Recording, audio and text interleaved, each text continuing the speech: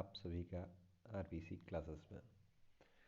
आइए, आज ये संविधान की हमारी चौथी कक्षा है। इसके पहले हमने देख लिया है कि संविधान के निर्माण में कैसे कंपनी ने शासन किया था 1773 से लेकर 1857 की क्रांति तक। उसके बाद फिर हम लोग ब्रिटिश ताज के अंदर 1858 से 1947 तक रहे, आज़ादी के पहले तक। उसके बाद फिर संविधान के निर्माण में जो हमारा प्रस्तावना है, जिसे एन पालकीवाला ने परिचय पत्र कहा है, उसको देखा। फिर संविधान में लिए गए स्रोत जो कि 1935 से प्रभावित थे, यूएसए से, ब्रिटेन से, सारे देशों से लिए गए थे, उस स्रोत को भी हमने पिछले भाग में देखा। अब हम संविधान के बारे में, उनके भाग के बारे में एक एक करके जानेंगे। सबसे पहले देख लेते हैं संविधान के भाग को पढ़ना क्यों आवश्यक है। संविधान के भाग से पिछले वर्ष में आप देख रहे हैं आपकी स्क्रीन पे, यूपीपीसीएस 2016 में, एमपीपीसीएस 2019 में पूछा गया है संविधान के भाग से संबंधित क्वेश्चन। पंचायती राज किस भाग से संबंधित है, ये क्वेश्चन आपका यूपीपीसीएस 2015 में भी पूछा गया है, 2016 में भी पूछा गया है, 2014 में भी पूछा गया है। एसएससी 2015 में भी मूल अधिकार किस भाग में है पूछा गया है आपसे। तो ये सारे सवाल संविधान के भाग पढ़ने के बाद आसानी से हल हो जाएंगे। आइए देखते हैं संविधान के भाग। संविधान में पहला भाग जो है, उसमें भारत के संघ और उसका राज्य क्षेत्र के बारे में दिया गया है, जिसके बारे में विस्तृत चर्चा 1 से 4 अनुच्छेद में दी गई है।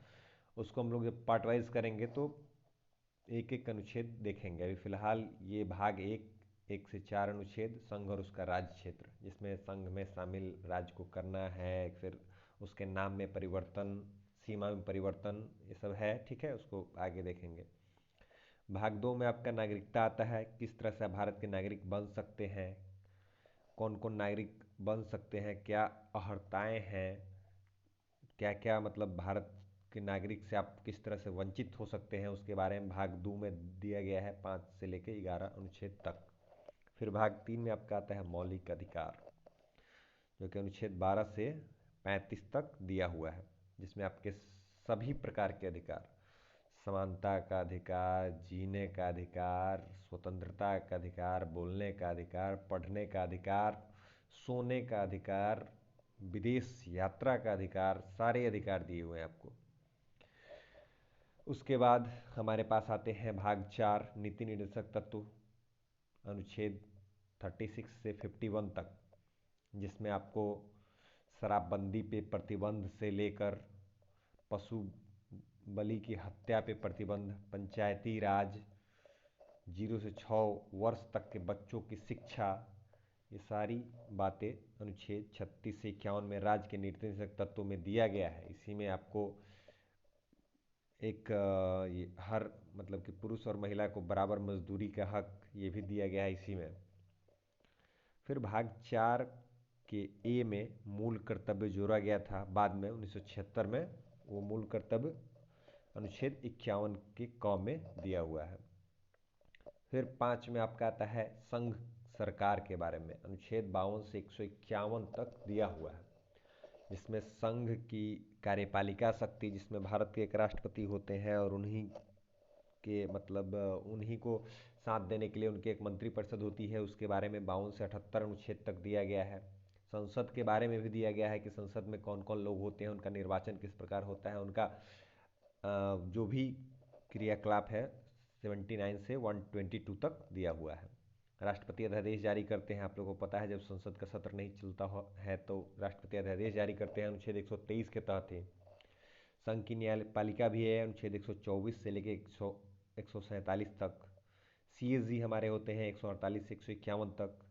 फिर आता है भाग 6, जिसमें राज्य सरकार के बारे में भी लगभग वही बातें दी गई हैं जो केंद्र सरकार के बारे में दी हुई है। तो राज्य सरकार के बारे में 152 से 237 अनुच्छेद तक दिया हुआ है, जिसमें उसी तरह जैसे केंद्र में राष्ट्रपति होते हैं वैसे राज्य में राज्यपाल होते हैं, इसकी चर्चा की गई है। उसी तरह जिस तरह केंद्र में संसद होता है, उसी तरह राज्य में विधानमंडल होता है, जिसमें विधान परिषद और विधानसभा दोनों होता है। जो हर राज्य में तो विधान परिषद नहीं है, लेकिन दोनों के बारे में प्रावधान दिया गया है। विधान विधान परिषद, विधानसभा और राज्यपाल के बारे में। अध्यादेश राष्ट्रपति भी जारी करते हैं, राज्यपाल भी जारी करते हैं। राष्ट्रपति 123 से, राज्यपाल 213 अनुच्छेद के तहत। फिर राज्य की भी न्यायपालिका के बारे में दिया हुआ है अनुच्छेद 214 से 232 में। ये सब भाग 6 का ही पार्ट है। उसके बाद भाग 7 जो कि निरस्त हो चुका है, वो राज्यों से संबंधित पहली अनुसूची के संबंध में था, अनुच्छेद 238, वो निरस्त है। आगे बढ़ते हैं हम संघ राज्य क्षेत्र के बारे में। भाग 8 अनुच्छेद 239 से 242, इसी में हमारा दिल्ली, पुदुचेरी, अभी नए बने हुए 2 संघ राज्य क्षेत्र जम्मू कश्मीर, लद्दाख, इन सब के बारे में दिया हुआ है। इसी में राष्ट्रीय राजधानी क्षेत्र दिल्ली की भी चर्चा की गई है भाग 8 में ही। भाग 9 सबसे ज़्यादा चर्चित क्वेश्चन, जिसमें पंचायती राज के बारे में दिया हुआ है, जो कि 243 से 243 ओ तक पंचायती राज के बारे में व्याख्या की गई है। भाग 9 के क में ही पंचायती राज के बाद नगर पालिका को जोड़ा गया है 243 त से 243 छ तक। फिर भाग ख जोड़ा गया सहकारी समिति के लिए 243 जेड से 243 जेड टी तक।